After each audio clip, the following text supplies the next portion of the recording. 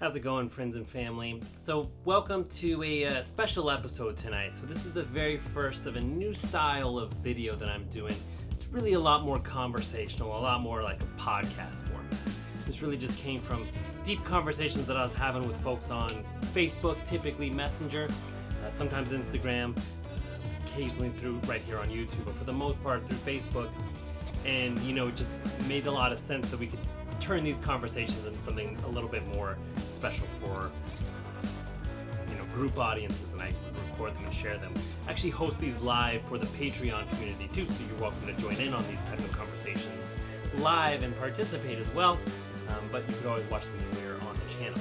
Now, for those of you watching, I do notice that a lot of my viewers are first-time viewers who have not liked or subscribed to this channel, so please do me a favor, hit that like button, hit that subscribe button, and these people right here, I'm actually going to put up the credits. These are my patrons. Thank you so much. They've actually been able to make it so that my Zoom meetings are free. That way, it's no longer costing me money to host these interviews. So thank you very much, patrons. Without you, there's a lot I couldn't do. And if you'd like to join, there's a link in the description. Now, tonight, this conversation was with my friend Christian DeFelio and Ricky Johnson, whom I spoke with on Facebook, but this is the first time I got a chance to actually speak with, so that was really great. And it was around a topic of incorporating more diversity of species into the hobby. So what does that mean exactly? There's a lot to cover there. Some of it might be controversial, some of it might be really engaging for you. So I hope you stick around and check it out. And as always, hope you enjoy learning something. Right now. Hey guys, good morning to me, good afternoon to Christian, and good evening to Ricky. You guys, thanks for joining us. I'm Stephen Lewis. We'll do some introductions real quick here. Host of Let's Talk Herps. Of course, the usual, like and subscribe. Join us on Patreon. These events like these, we broadcast live on Patreon only, so we'd be happy if folks would join in on that. I'm joined today by Ricky Johnson and Christian DeFelio to discuss something we've talked a lot about over Facebook Messenger, but wanted to bring out into the light of day because it's something that we really believe is important for the long-term health, not just for the reptile hobby worldwide, but for the animals we care for and about. So Ricky is a long-term admin of Advancing Herpetological Husbandry on Facebook. He's an animal management lecturer specializing with reptiles. Christian is also Advancing Herpetological Husbandry admin, aspiring hobbyist, and a conservationist. So welcome, gentlemen. Hello, thanks for having me. Hello, thanks for having me. So how are you guys today? What's going on? What's good? What's happening in your snake lives and reptile lives? Things are good, yeah. I'm super busy teaching day in, day out, but yeah, real good. Quite excited to talk about something that I've actually spoken in public about recently. Yeah, and we talk about it a lot in private, be it you, me, Francis, or others. Yeah, and it's a topic that I think is, I don't know, are we complaining? But anyways, the topic at hand, so we're kind of dancing around it, so to get it on record, is we're talking about an argument for increased diversity amongst the species we keep in the reptile hobby. So that's a mouthful. Let's just start, boom, right there, get it out of the way. If we need to add diversity to the hobby, then the inverse must be true, that the hobby is not currently diverse enough. So what does that mean? Why would that be a problem? And Ricky, I'll throw it over to you because this is something that's funny that you had just given a lecture on. So tell us real quick about the lecture that you just gave, and then tell me if there's a problem. Yeah, so we're from my workplace, Hales Owen College, we actually run yearly conferences and sometimes sooner workshops, basically to educate all of the industry workers here in the UK, mainly those that work in educational collections, so lecturers and technicians that care for the collections that students learn from. And basically, I spoke at one of our conferences to talk about the diversity of reptile species that we're stocking in those collections and why it needs to be bigger for many reasons, both in terms of potentially conservation and obviously education, but also just the experience of the people we're trying to introduce to the industry as well. I think it's really, really important. And obviously, I'm going to go over a bit more in depth. Well, good. What do you mean when you say the experience of the people? What do you mean? The students. So what I mean by that, I really love this bit. So imagine an educational collection that is there to teach people how to work in this industry, and how to keep these animals alive, how to do the husbandry. Technically, these educational collections only need a corn snake, a bearded dragon, a few fluffy things, maybe a bird, but not necessarily all of them. They only need a few animals technically to teach students how to care for these animals. But my argument, and with the team at work, is that the wider range of incredible animal adaptations we can get students to see in person can massively impact kind of their level of education, their level of interest and passion.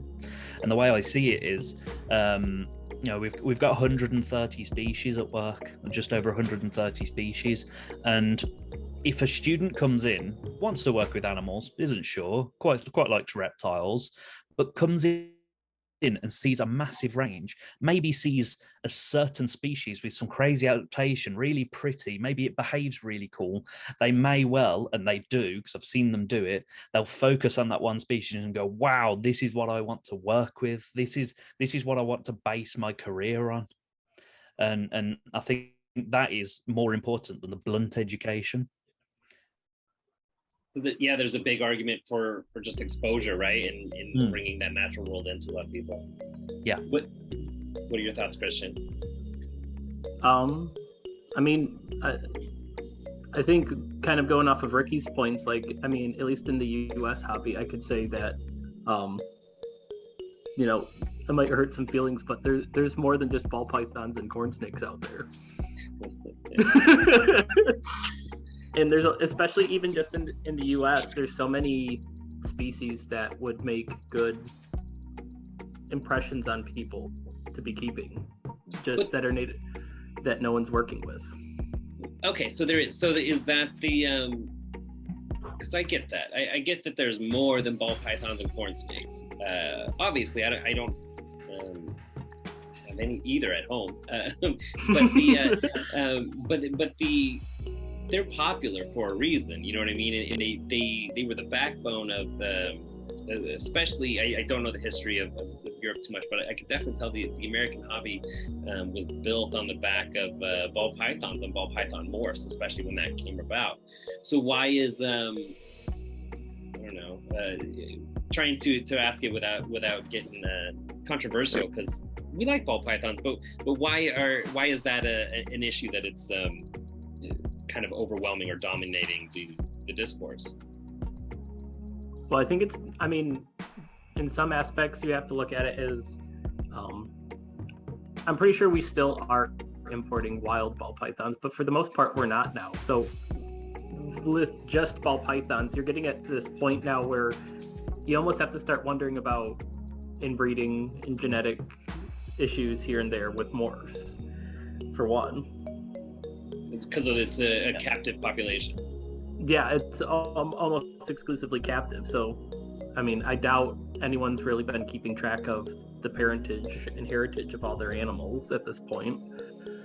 Not quite like some industries, like horses, you can usually track back their genetics really, really far. I mean, my partner has 2 horses, and we can track your genetics back to the 1600s. Wow. Yeah.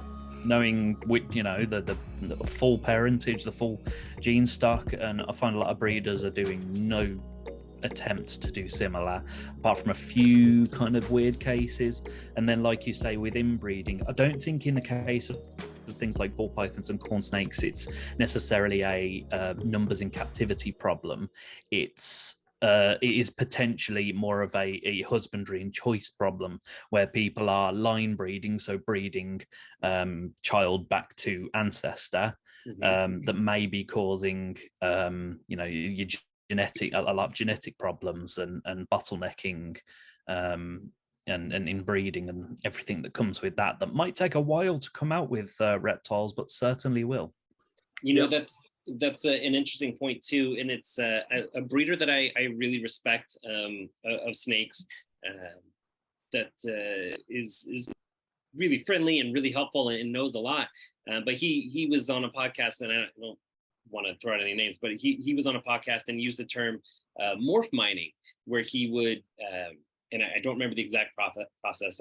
If he I believe he would capture two wild type, two wild animals, breed them, and then the mining part was when he then kept the whole clutch and then bred the siblings next to each other. And I totally understood the purpose behind that, and the reason why he was doing that, and the explanation that he gave. And honestly, I don't have a major concern with it as a hobbyist, but when we're talking about just overall health of the genetic project here, immediately as soon as these animals were taken from the wild, the F1 babies were already inbred to one another, and it's in the name of finding morphs. And he admitted that, he brought it up, and he stated that it was it's something he does once, maybe twice with the clutch, or with the F1s, and then after that it's on to outcrosses and that sort of thing. But the fact that it's the first thing that he does with them is pretty telling, I think, of what people are actually looking for. Oh, hi, Kat. Hello, Bella. This is going to be common. Yeah, so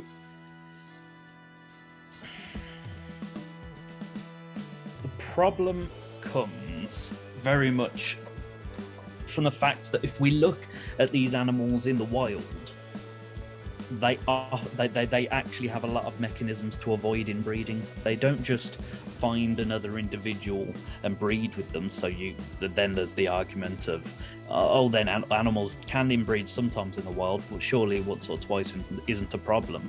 But we've already isolated lots of adaptations that reptiles, amphibians, even insects have to actually avoid inbreeding, be it that as soon as they hatch, they spread out as far as they can in the environment so as to get away from the ones that they're related to and disperse. Or even in being able to identify each other, look at UV marks on many lizards and snakes.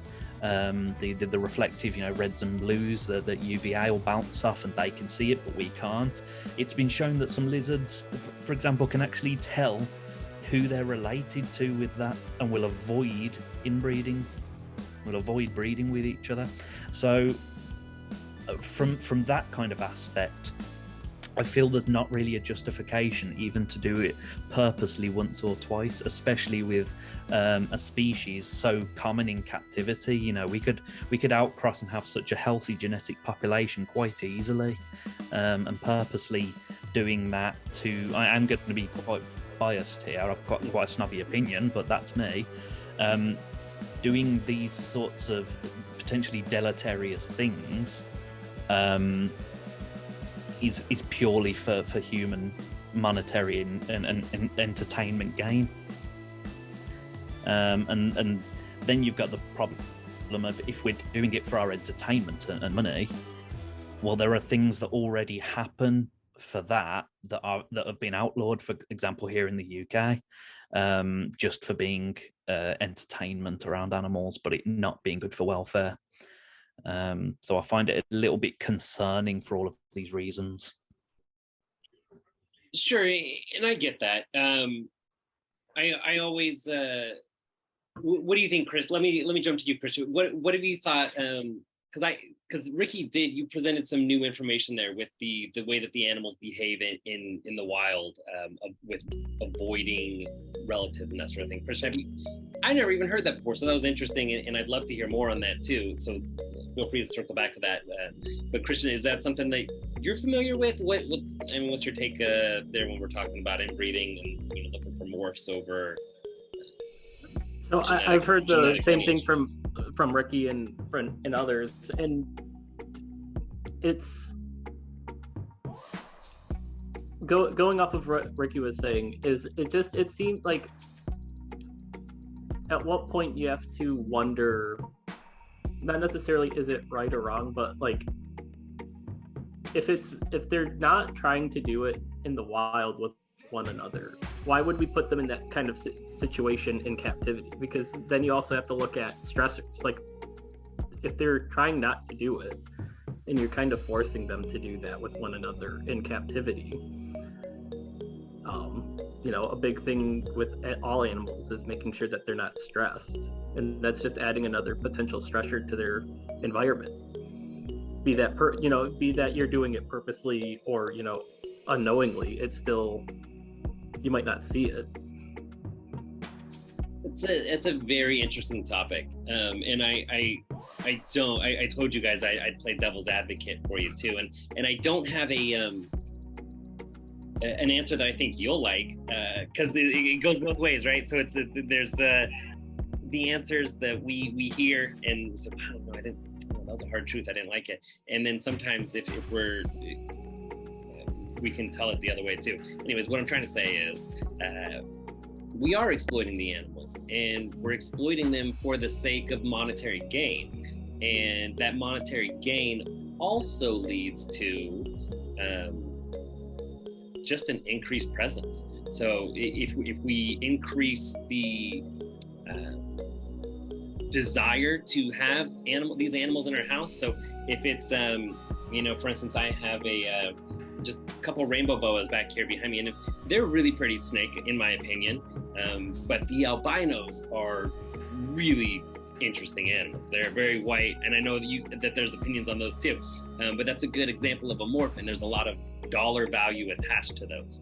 And what that does is it gets people excited to work with these animals, and now people want to have more of them in their homes, and they're sharing them on social media, and they're having TikToks and all these things, and they're bringing into a wider audience and exposure of these animals, which overall leads to a greater societal acceptance of what used to be considered kind of scary or spooky. And it's all because these designer pets, for lack of we haven't really discussed that aspect of it, but that's essentially what it is, right? Is that we're designing them, we're taking deleterious traits or certain morphs and that sort of thing, and really promoting those. It draws in the other audience. So that's what keeps, and that's what promotes the hobby toward, what's the word I'm looking for? And not a layman or the uninitiated, I guess, but folks who might otherwise hate snakes, right? We hear that a lot of times. I hate snakes. Get that off of my page. The public, right? Yeah, public at large. And so I think throwing a few animals against their will into a situation that is ultimately good for the hobby, I think the argument is that, one, it's not that harmful, and two, therefore the ends justify the means. And I don't hate that argument. It's one that I don't like to hear as well, because it's like, wow, I guess we do exploit animals then. So is that okay? Can we move past that? Is that a good kind of exploitation? Or are we missing something here? That justification is fair, but I do see problems with it. And I think it's mainly because it surrounds a few fallacies. It not being that bad is how we treat many things in society until we find out they are, many more times than not. And when we talk about welfare, especially so. So while it's already happened, we can't change that. I accept that, but we can make attempts to change that. And when it comes to morphs and all these different interesting colors and patterns, increasing interest in keeping reptiles, the problem I have with that is nature has already done it. Nature's already filled the niches of incredible, insane colors and adaptations, shapes, and all sorts else. And we are leaning on captive selective breeding and filling homes and collections with hundreds of thousands, millions of these animals of the same species, and forgetting just how many species are already out there that will be potentially even more interesting, especially when we get onto, the different behaviors they'll show, which morphs, unless they have something deleterious showing, don't tend to show you any different behaviors. They're still the same innate animal, just with different color, different background, different you don't often hear people of all the stereotypes that people give, like a pied retic's going to be aggressive, a spider ball python is going to have a wobble. You'll never ever hear someone say that a certain morph, oh, this one makes them really clever and super intelligent. So it's always deleterious, right? With a morph for the different behaviors. I won't say this about all morphs. Not all morphs are bad, and I'll never make that argument. No. I'll never ever make that argument. By no means am I sitting here saying we shouldn't have morphs, we shouldn't be breeding them. But in my opinion, we shouldn't be breeding them in the numbers we are. And I also think that people shouldn't be putting so much incredible effort into selectively breeding these animals just for the looks, just for the money, because let's be honest, many people do both of those. And less so breeding for the industry interest, research, and for the animals themselves and for welfare. I might as well at some point start going through the presentation I delivered, because there's some brilliant numbers there to touch on. I think there is. Let's wait. Jump in here. I have it. We'll edit this part out where I'm zooming in and looking for it. But let's. I've got it up here. Okay, cool. Share it, and then I can.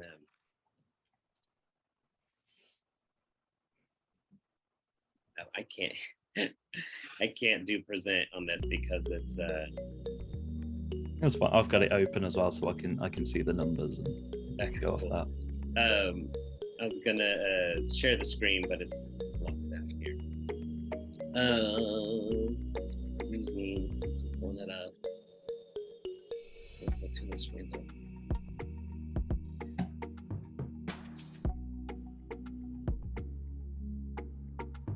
So back on to what we'll be recording.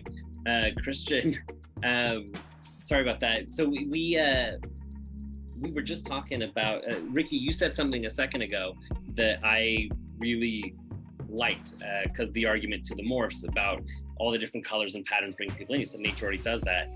I assume you were implying with just the vast array of species diversity that is out there, right?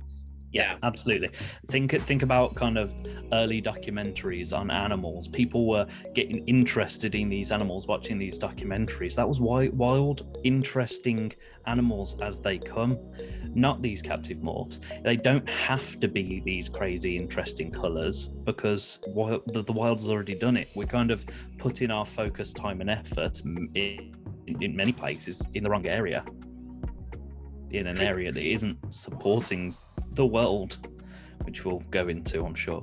And I think we'll get there. Christian, you one of the reasons I wanted to talk to you about this sort of thing too was because that seems to be a passion of yours, is when Ricky said, kind of like Steve Irwin, going out into that's what got me excited about snakes, was seeing this guy go out and grab wild snakes, right? Right. And maybe that's the difference too, because the modern generation is more YouTube inclined, and a lot of those are more centric and egg cutting and that sort of thing. So maybe that's just their exposure is different. But before I open that can of worms, back up to Christian. Tell me a little bit about how keeping some sort of unique snakes has led to like a conservation effort on your behalf, because that's a topic I wanted to jump into, because there's some pretty interesting things that you're able to do, or that you're not that you're able to do specifically. A lot of people can do it, but you are doing it and are taking the effort to do it. So I wanted you to kind of talk a little bit about that, if you know what I'm referencing. I do. As long as it's okay to reference that. Yeah, absolutely. Go for it. Only talking. You were only letting your Patreons know about it. But yeah, I was teasing. I like to give you a hard time about them, but yeah. So the big thing I've been working on as of this year mainly has been I actually received a research permit to collect and breed in captivity, if I so chose, eastern fox snakes, which are very heavily, depending on the state, either endangered or threatened species in the United States. I wish we had a map to show up. Maybe you could put one in on the YouTube video. They're pretty much only in Good idea. Ohio, Michigan, and just like the northwestern corner of Ontario for the most part. And so because of that, I've been actually able to breed them. I had a pretty large clutch this year that I sent 2 babies to Stephen of. Yeah.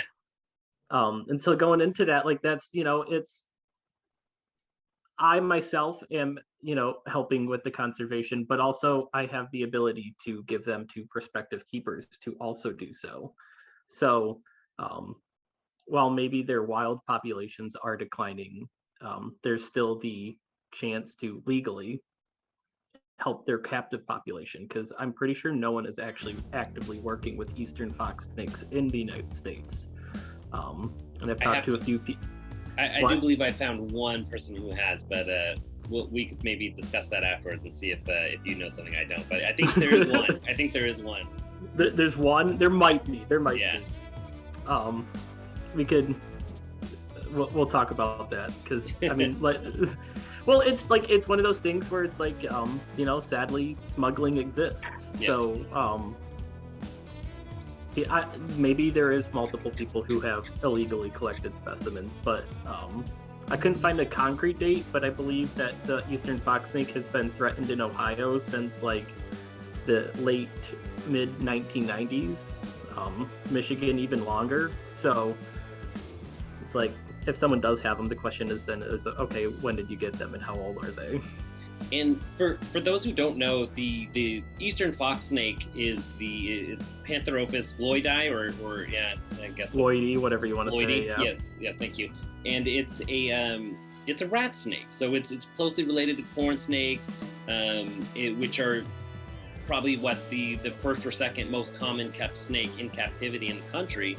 And this snake is almost exactly like it. It just lives a little bit further north. Dave Kaufman made a video on fox snakes that they're like the least appreciated snakes in captivity. And I think if people got a chance, this is basically a corn snake that comes in a different color. You know what I mean? Like you're not going to breed them together, but you're going to get that diversity. This is a different species, and the fact that no one's working with it is simply because there's slight minor barriers to entry to get it. You need to have a conservation permit, right, to be able to capture them and breed them, as opposed to the western fox snake, which might just be a fishing license, and you can go from there, and you could kind of lie even about your fishing license.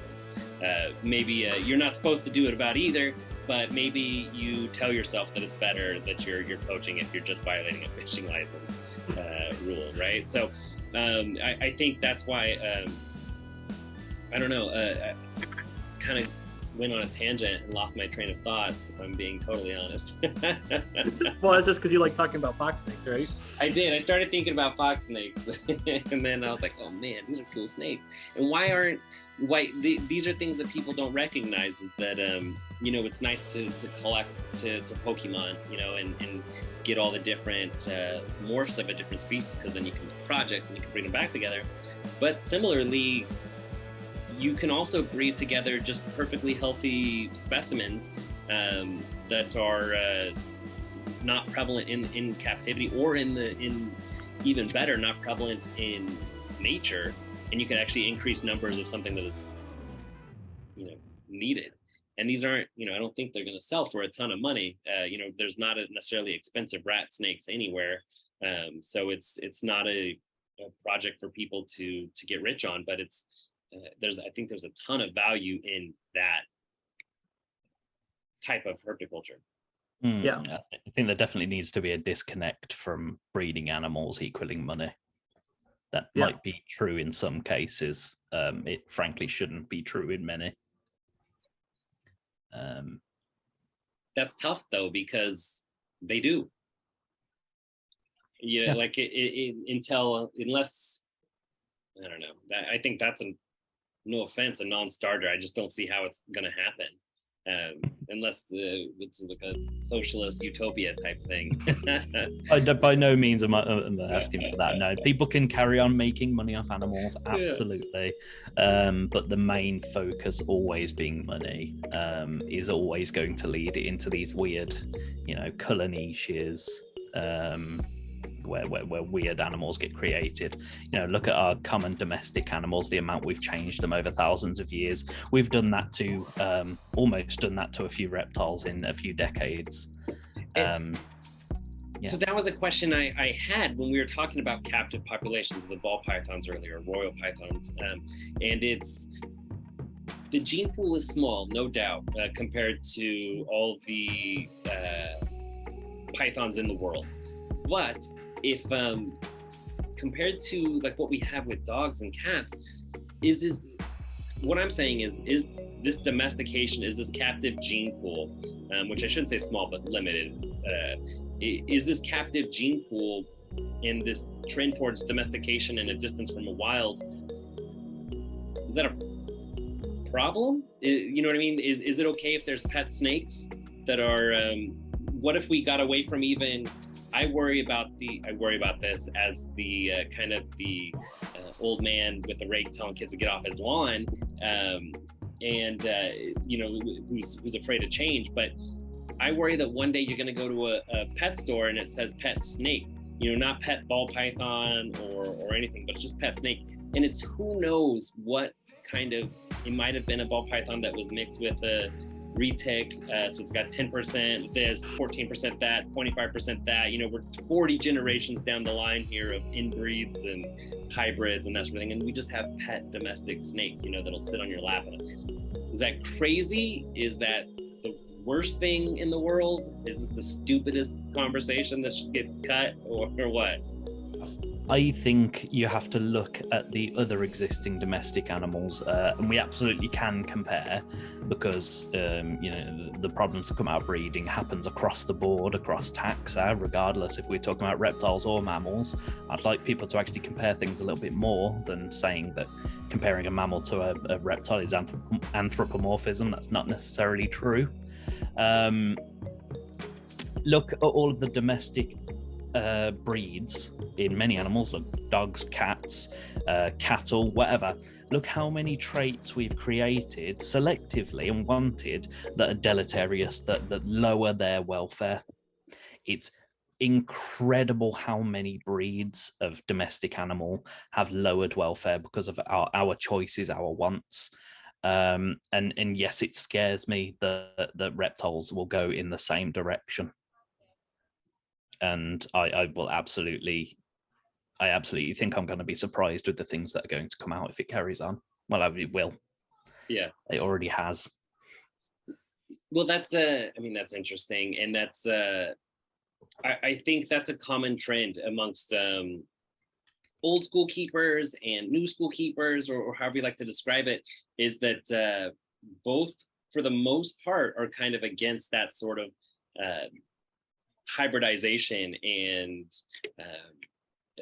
bastardization of the species level, so long as that sort of thing gets blurred. Although I do see more and more hybrids popping up. And I think it's really important there to make the comment of when we're talking about keeping species as species, not hybridizing and things like that. This is by no means a attempt at eugenics or something like that. Mm-hmm. This is not a things must be pure. What we're saying is there's only so much space in captivity for so many animals. It's limited. Only so many homes can have animals. Only so many zoos and so much zoo space can have animals. If that's all taken up by various carbon copy weird colors that have no conservation impact, then there is not going to be space for the conservation that needs to happen, even if it's that slight conservation of ensuring a healthy captive population of those animals. We will run out of space. Zoos already run out of space, and frankly, hobbyists are the next step after that. piggybacking off of Ricky, there's also the argument at the very least not necessarily condone that would be once you start hybridizing animals, like right now the ball python population in the wild is probably at least relatively stable. But what happens if we start making all these morphs, all these inbred snakes, be it, they're ball pythons, but they're all morphs, delirious, or, you have the people out there who are, mixing womas and carpet pythons and whatnot with ball pythons. What happens if the population in the wild needs reintroduction programs, but all the animals in captivity are completely shot genetically, be it a hybrid or genetic or some kind of morph issue that happens over time? You no longer have a population of animals that can support the wild population. And even things that we don't know that we might be, setting up animals for failure, just cutting eggs open, right? That's something that if you go to a zoological breeding program, in most cases, they're not going to assist animals opening the eggs. If they can't get out, that's a trait that's not, that would be naturally selected out too. And it, to circle back again, it reminds me of what sort of the conversation of what do we focus on is about what do we value too, right? So species diversity and the number of unique species in the hobby and available, that has a value too. Morphs and those sort of things, they have a monetary value as well. But when I look at it and just being realistic, things like the monetary value is all, it's assigned, you know what I mean? It's that's determined based on market. It's kind of just made up. There's nothing intrinsic. It fluctuates. As many breeders have experienced, a morph that starts off as $20,000 that they buy a pair for, and sell a home and get a divorce and all those things, and then the next thing you know, they're selling those babies for $1,100 or $800, just 2 generations later and that sort of thing, because that's the way markets work. But if you're talking about an animal that is suitable for life in the wild, especially in let's be honest, in a world where for the most part most species are in decline. That's a pretty blanket statement, obviously, and there's successes around, but I think we could all kind of agree that most places, the habitat deforestation and that sort of thing is really in decline. So especially finding animals from our own homes, our own backyards that are in decline, and being able to keep them as pets. I mean, pick which value you value, you know what I mean? And it's I think that's a value that even if fox snakes become so incredibly worthless that you have to pay people to get rid of them, you know what I mean? And there's just no desire for them. There's still going to be a value for them because they're a threatened animal in the wild. They're a unique species that has spent longer than we have been a species to get to where they've got to. That their value is historic, evolutionary. Mm-hmm. And if they disappeared, there would be no way of getting them back. I think there's massive value in that. And you're absolutely right. Worldwide, we're seeing massive ecological collapse, and it is only going to get worse. Not to be that person and scare people, but we absolutely should take that message and apply that to what we're doing in captivity. Basically, try and get ahead of the game. Be able to represent as many species as possible, keeping them genetically healthy, because then there might come a time where just doing that can lead to re-releasing a perfectly brilliant wild population of these animals and fixing, a breaking down food web, for example. If they disappear and we can only bring in a few individuals, it's too late. The horse has already bolted. Sure. Yeah. So that's it. If there's one person that's keeping these animals, that's not going to replace a wild population. Yeah. No, I agree. And that brings me to another one of my favorite quotes, which is a phrase that's been used: conservation through commercialism. So we're kind of talking about the invisible arc principle a little bit, which was a book that became somewhat famous amongst the hobby. And Ricky, I've heard you refer to it as that's essentially pseudo conservation support, right? Mm-hmm. But I kind of want to talk about it. So is commercializing, is that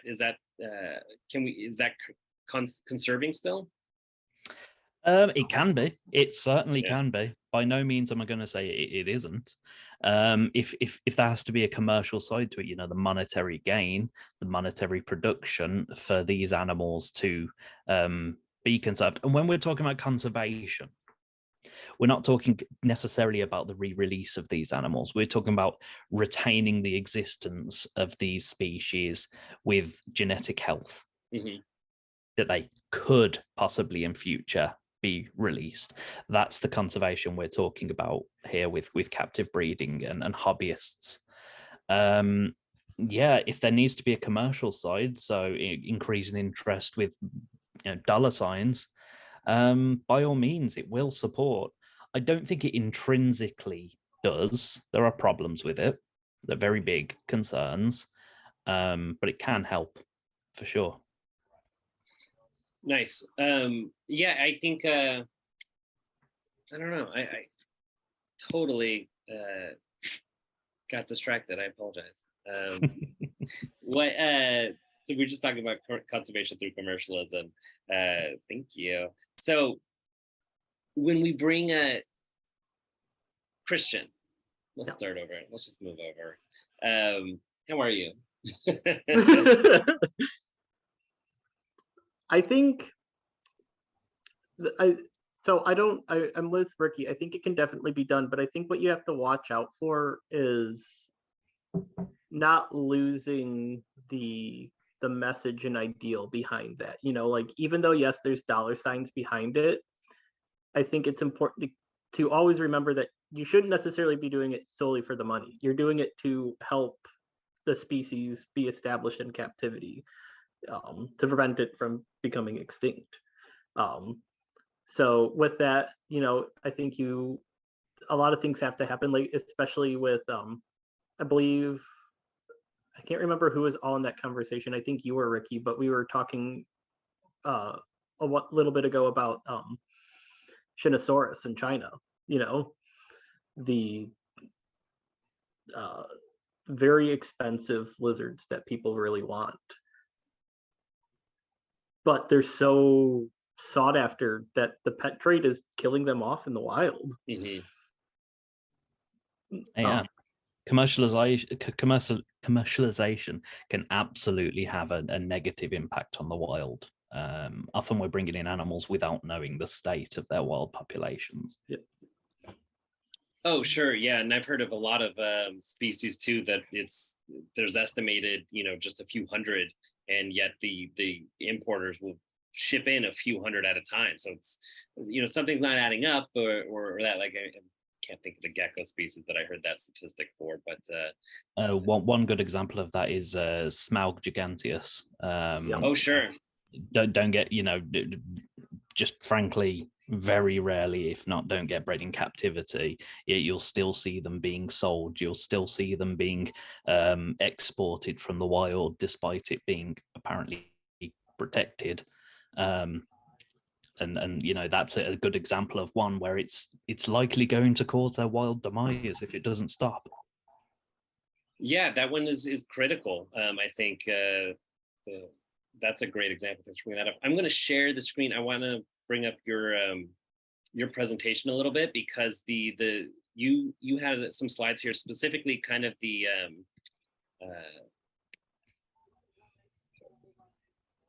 alternatives to the popular species. And so here's the slide. I think this was a great moment that you had. It's not an attack on the industry and an individual educational collection, right? Yeah, but because it's not. I'm frankly, I'm having a moment, but it's there are reasons. So okay, so this is kind of where you started, right? Yes. So we'll move on here. and I love this. You gave a little bit of a method here for how to find your own, how to explore diversity, right? Yeah. So the idea was just using something like the Reptile database, a fantastic, constantly updated database of all the described species, and basically using it as a tool to find similar species you can stock instead.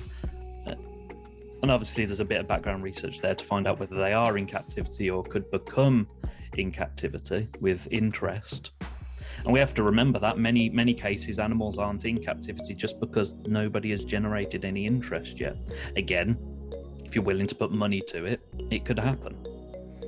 Yeah. And these are good. So yeah, the Reptile database is a very cool resource. You can also find talking to people on social media is I think it gets a bad rap because social media is extremely toxic and just it can be a nasty place and full of stupidity, of course. But there's a lot of information out there, and if you kind of target how you look for it in Facebook groups and Reddit groups or Reddit pages and subreddits, you can find some really knowledgeable stuff too, just to find the right ways to communicate. And I loved this, how you said, if you're in corn snakes, look for Pantherophis. There's a ton just in Pantherophis. And then if you go back even further to Colubridae, obviously. Look, there 2,079 species in Colubridae. Okay. Yeah, that's a just good a number few. to know Just off a the few. top of your head. It's mad. And here we go, and I love this because this is kind of like what we're talking about. So corn snakes, if this is an animal you like, and just in staying with, I would say even there's a number of other species. Obviously, this is just a snapshot. Yeah, this is just a snapshot. And these are snakes that you can find bred in captivity. You don't have to go out and collect these. You don't have to start a conservation program. You could find a breeder for these and get one for a reasonable amount of money. And they're readily available, and they're just breeders are wanting to. I find a really good resource when we're talking about searching for the right information on social media or online and how difficult and dangerous that is often try and find that person that's a massive nerd about a certain genus. Then you're more likely to come in contact with like the better information because they care. They'll really go into it. So, for example, on the colubrids page, just before the corn snakes one, Francis Kaskiri owns all of them and many more colubrid species. Every single one of them. They're absolutely sourceable. And finding people that are really interested in certain genera, you can help support them by bringing in more species and more interest. We can monetarily support the industry and encourage it to bring in more interesting species. And if we have many species being kept rather than a few, we can also prevent the over-import of animals by the numbers of them. Only a few will need to come in. People can breed them more and more. Versus, tons of, thousands of interesting species being imported and then dying because people don't know what they are, so they won't keep them and stock them. Because let's be real, importers kill a lot of reptiles, many of which are rare and interesting and fantastic. And I think that's a truth that we as an industry need to admit. And I am by no means being an anti and saying we shouldn't be keeping animals. I love this industry. I love my hobby. I've made a career out of it. But we should admit where there's problems. Yeah, I think that absolutely right. You have to hold yourselves accountable. We have to hold ourselves accountable. I've also often felt that's something that doesn't get said enough is that people need to recognize just sort of the harm that can come from it too, right? I'm looking at this, it meaning the importation of animals and the desire to increase animals in captivity. I'm looking at this slide for bearded dragons, and it reminds me, I just went to the Costa Mesa Repticon down here in Orange County, so a little bit close to home, and it was really, really, really heavy ball python tables, which is okay. And again, it's not a huge show, and that's what people breathed.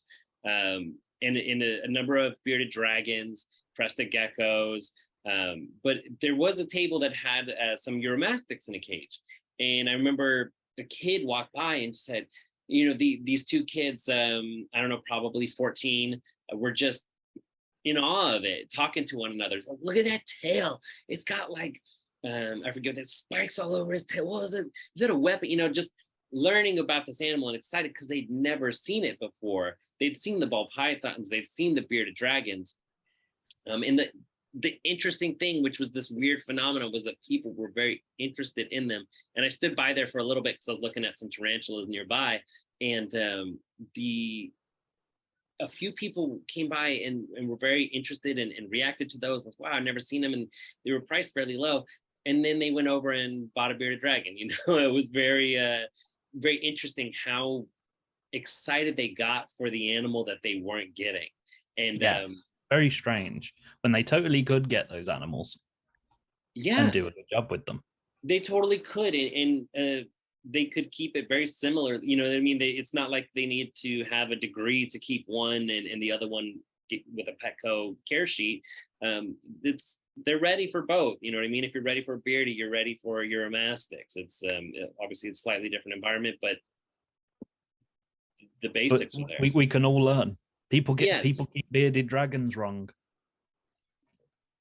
Yeah, that's so time for another video on that. Regardless of whether they're buying one or the other, if they're getting things wrong, they're still going to get things wrong. Right. So I think while you're looking through them, I'll just mention something a bit earlier on in the presentation. So when we're talking about species diversity, I think it's important to note actually how many species are in captivity. So yeah, that one. So these are updated numbers from just over a month ago, I think it was, through the Reptile database. They'd updated it. Nearly 8,500 amphibian species, nearly 12,000 reptile species, and that's not including the over 2,000 subspecies. And that seems like, the assumption is that's a ridiculous number for us to expect to have in captivity. Yeah, that's unreasonable, but it's correct. Unfathomable number. But then the next slide, and this is information taken from National Geographic Photo Arc, which is an attempt to photograph every species of animal in human care in captivity. They've already recorded over 2,000 reptile species and over 1,000 amphibian species in captivity in human care. We are not actually seeing that range in the industry. So how can we say we're putting much effort at all in the sustenance of that number of species in terms of healthy, genetic, good, safe populations? Yeah. And while we might be able to say, oh, but I bet that's just a load of interesting zoos holding them. Well, often once a zoo has bred enough animals and succeeded enough, they need places for those animals to go. And in the past, that has been by introducing some of those animals to hobbyists, to herpetoculturalists.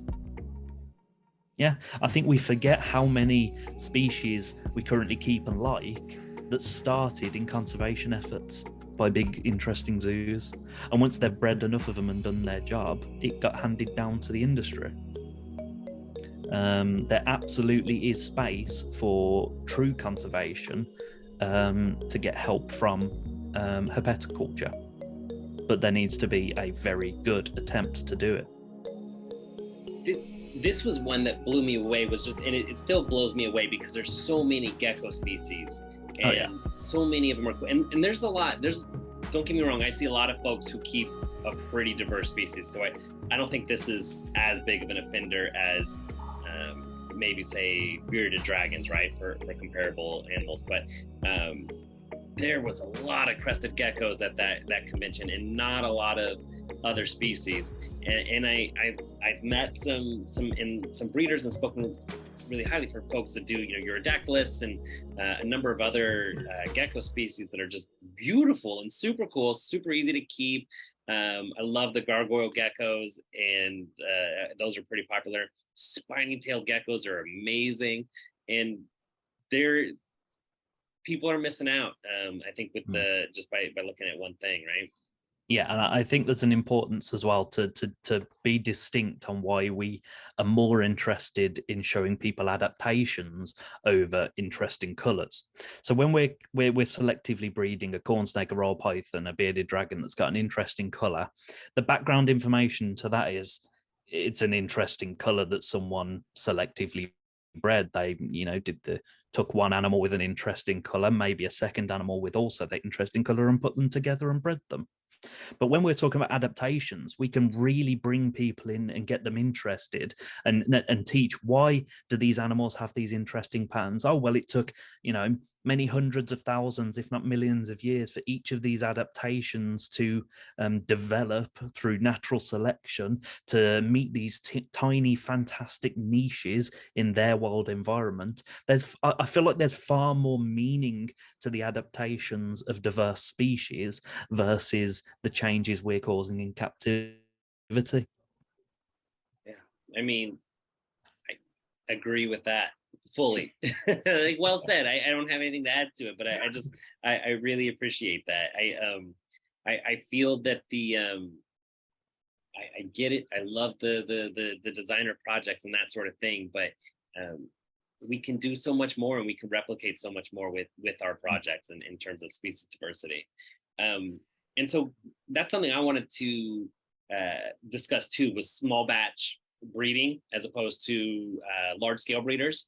And again, this is as you mentioned in your presentation, this isn't to bash anything, because I think people like Canova, Reach Out Reptiles, these are places that have big, massive facilities. They focus almost exclusively on one species, and I think that's fine, because they're promoting what they love and they've got a passion and they're drawing people in, and there's a room for them and that sort of thing.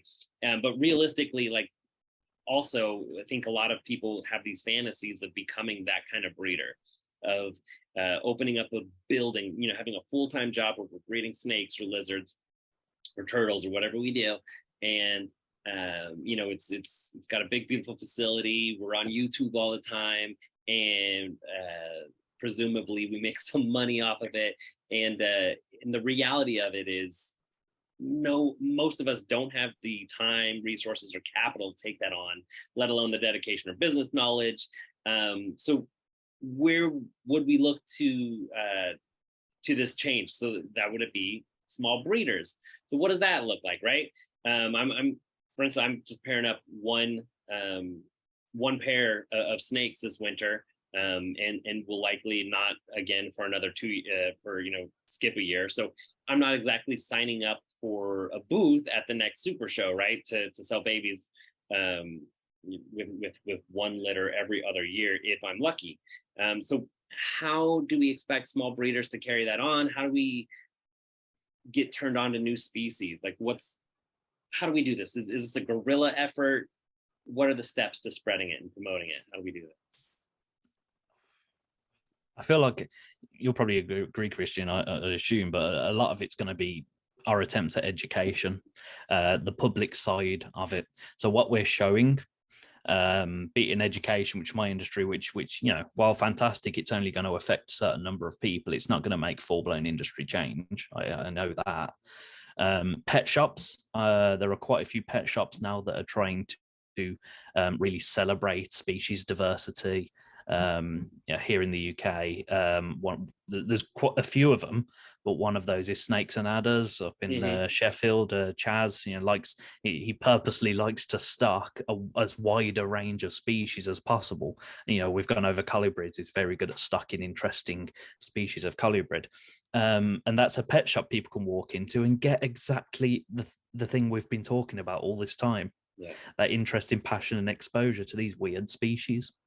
So I think it will have to start from kind of the ground roots, the brick and mortar, seeing these animals in person, not just going to zoos, because people go to a zoo and assume you can't keep those animals.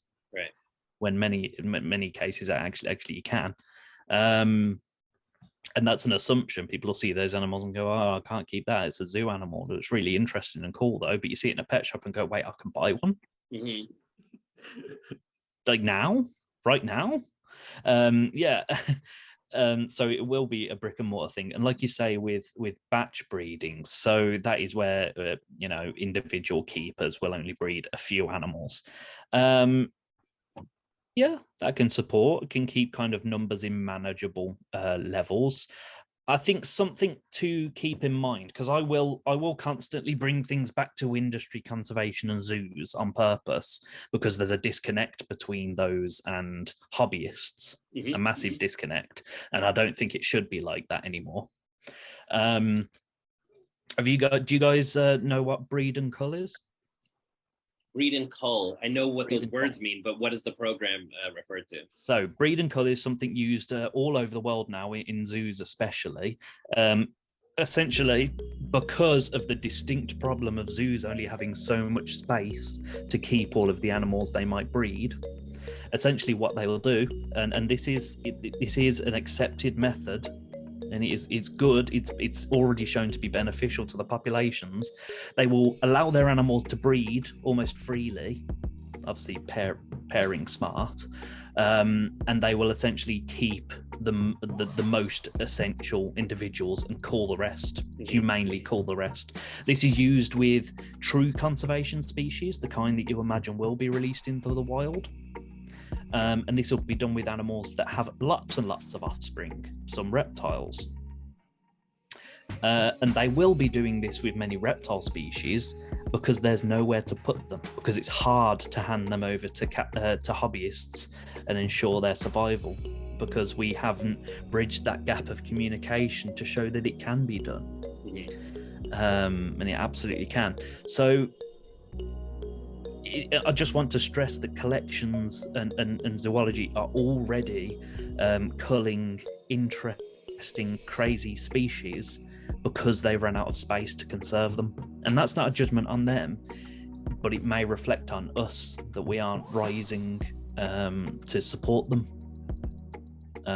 Part of that could be zoo unwillingness to work with others, but that's something that needs to be worked around. So if those animals are being culled, some interesting species, there's not necessarily a problem, but that the hobby can support it. Take, for example, at work, we do allow some of our animals to breed because it can be important to allow animals to retain their breeding behaviors.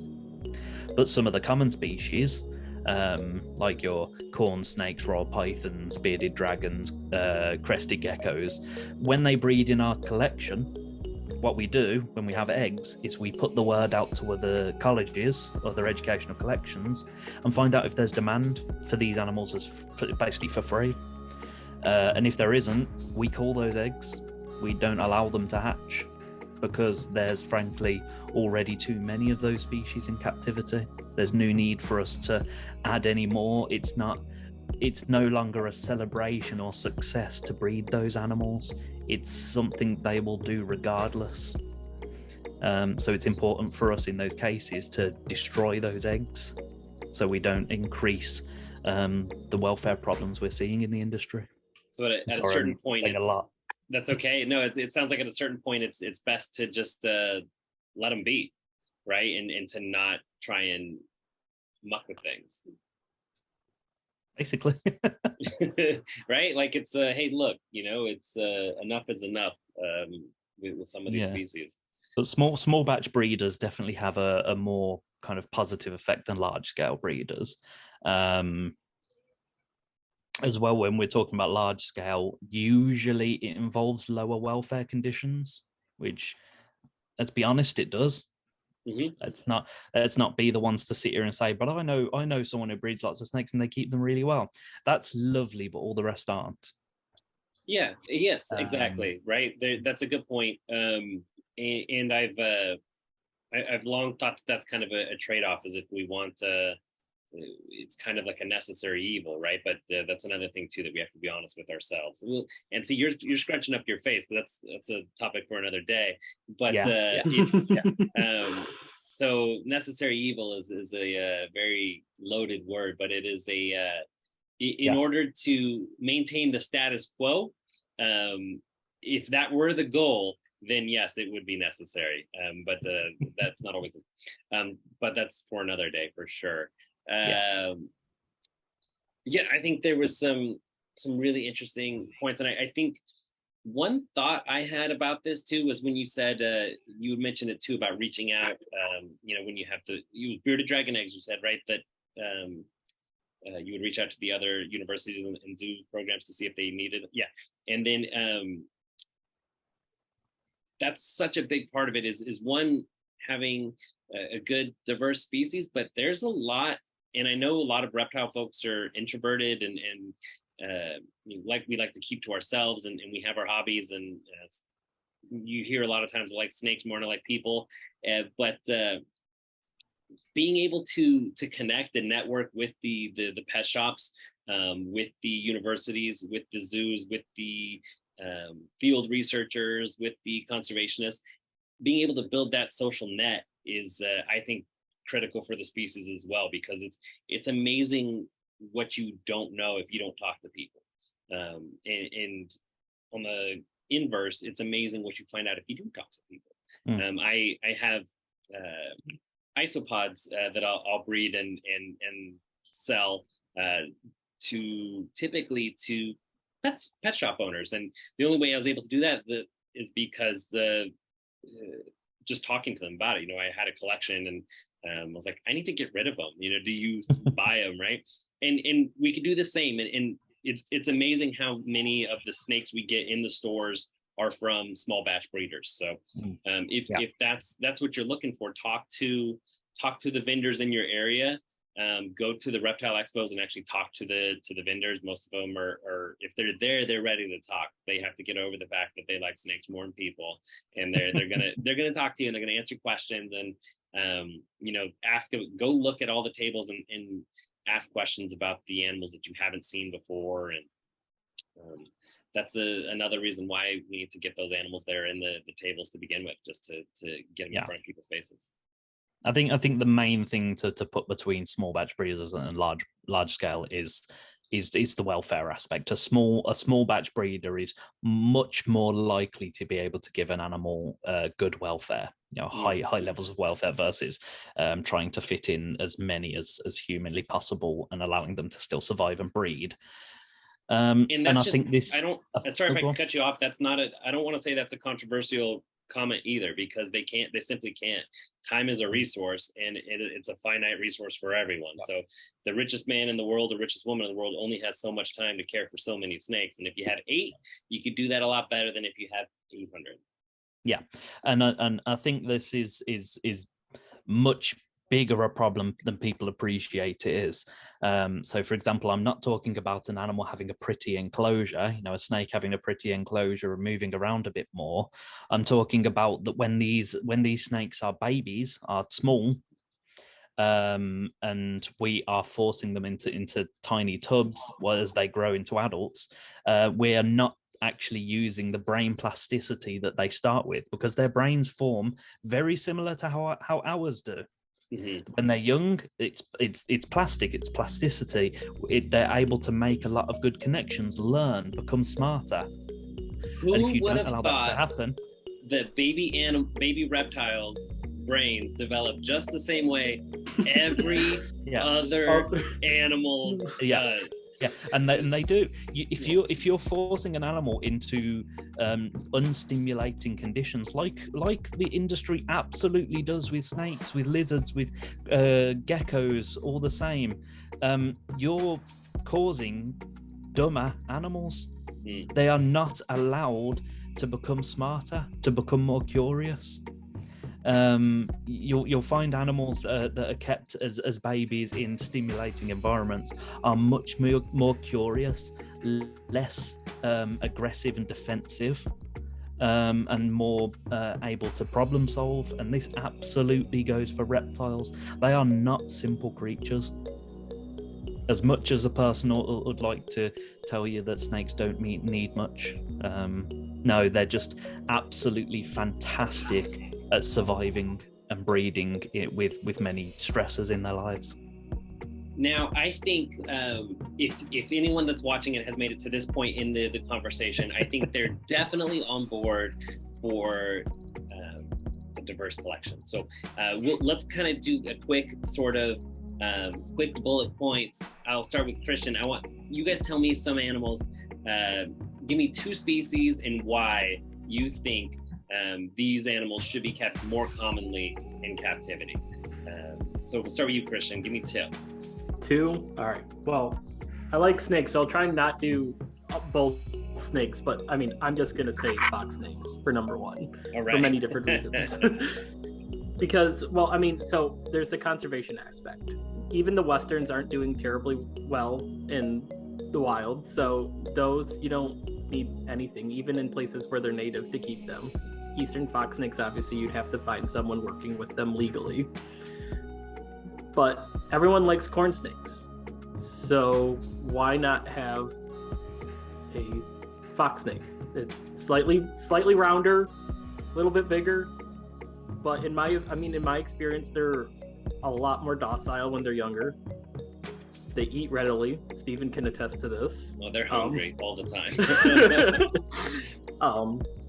And I mean, they're definitely, even though they look like a weird copy paste of a corn snake, they also have their own unique behaviors and ecological niches that they fill.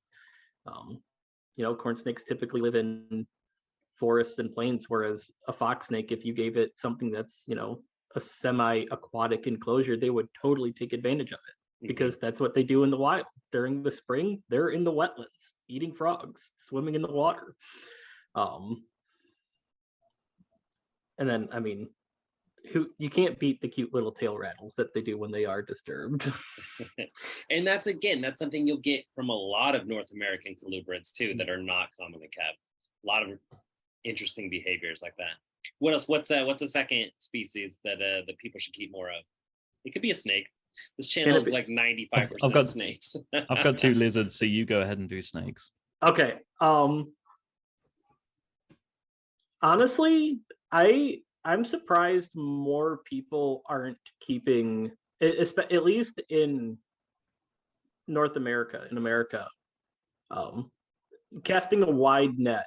But most, like, outside of the Japanese rat snakes, anything in the family of Elaphid, because you don't see 4-lined rat snakes here. You don't see Dion's rat snakes here. You occasionally see the twin spots, the bimbaculatas, but I mean, they all are, ranging from super tiny to pretty heavily bodied, like the 4-lined rat snakes.